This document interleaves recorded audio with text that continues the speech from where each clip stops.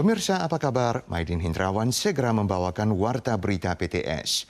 Kamis 15 Juli, Taiwan melaporkan penambahan 14 kasus lokal, sementara 1,87 juta dosis vaksin dijadwalkan tiba di Taiwan dari Thailand dan Luxembourg, termasuk sumbangan gelombang ketiga dari Jepang dan vaksin yang dibeli Taiwan sendiri.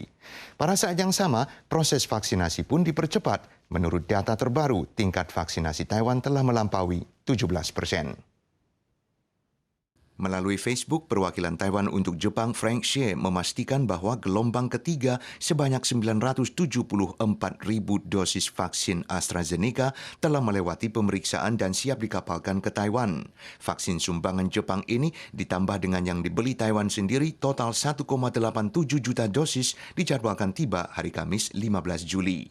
Langkah vaksinasi pun telah dipercepat. Sebanyak 240.000 orang menerima suntikan tanggal 13, mencatat rekor per hari tertinggi, meninggikan tingkat vaksinasi Taiwan menjadi 17%. Hingga Rabu pukul 17, jumlah warga berusia antara 18 dan 49 tahun yang mendaftarkan minat menerima vaksin telah melampaui 6,6 juta orang, mencakup 58% yang memilih Moderna dan 39% yang memilih AZ dan Moderna. Pendaftaran vaksinasi umum COVID-19 tanggal 13 resmi dibuka untuk warga asing pemilik ARC, tapi tidak termasuk 50 ribuan PMA kehilangan kontak. Dikhawatirkan menjadi celah pandemi, Ormas meminta agar mereka dapat masuk program vaksinasi. Sementara itu, banyak PMA menemukan kesulitan dalam mendaftar karena antarmuka website pendaftaran hanya dalam bahasa Mandarin. Warga Taiwan pemilik KTP, warga asing pemilik ARC sama-sama bisa mendaftar dan membuat janji waktu vaksinasi COVID-19 untuk umum. Tapi banyak PMA berkesulitan dalam mendaftar karena website pendaftaran hanya dalam bahasa Mandarin. 我们在今天1095的粉专就有陆续贴了多国语言的疫苗登记的步骤给外籍朋友看。 Untungnya ada ormas yang khusus mengunggah video mengajarkan cara pendaftaran dalam bahasa Indonesia. Informasi lebih lanjut bisa ditemukan di fanpage Studio 1095 di Facebook. Sementara itu, PMA yang akan datang terpisah ke lokasi vaksinasi dikhawatirkan juga mungkin berkendala dalam masalah bahasa. Maka pihak terkait diharapkan melakukan pendataan untuk vaksinasi PMA secara perkelompok. 大的工厂，你今天工人可能几十个、几百个，那这种的话，你说他不是说像雇主我1对1我可以来协助你去做登录。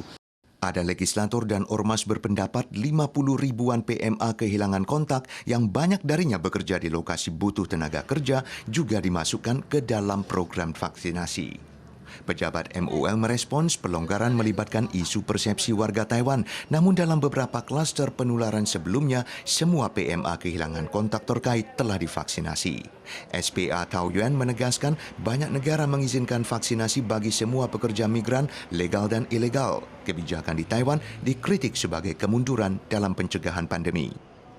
Gempa susulan terus mengguncang Hualien pada hari Rabu. Seharian tercatat 42 gempa susulan yang paling kuat bermagnitudo 5,2 dan dini hari tadi tercatat 2 lagi. Di Pingtung sementara itu kemarin sore turun hujan es di tengah angin kencang yang muncul mendadak. Masih untung tidak ada bencana maupun korban yang ditimbulkan. Setiap orang di kantor melongok keluar, semuanya ingin melihat hujan es yang turun mendadak.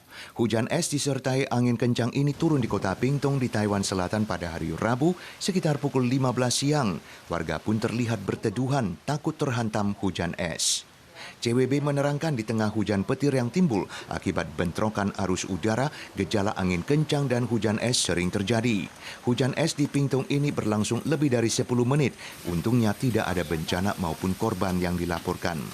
Sementara itu, sebanyak 42 gempa susulan tercatat di kawasan Hualien dalam 2 hari terakhir, mengakibatkan bencana sporadis, termasuk munculnya retakan bangunan di pantai Yenliao, desa Shoufeng, batu longsor di jalan antar kabupaten nomor 193, dan runtuhnya sebuah bangunan tua di Guangfu Street.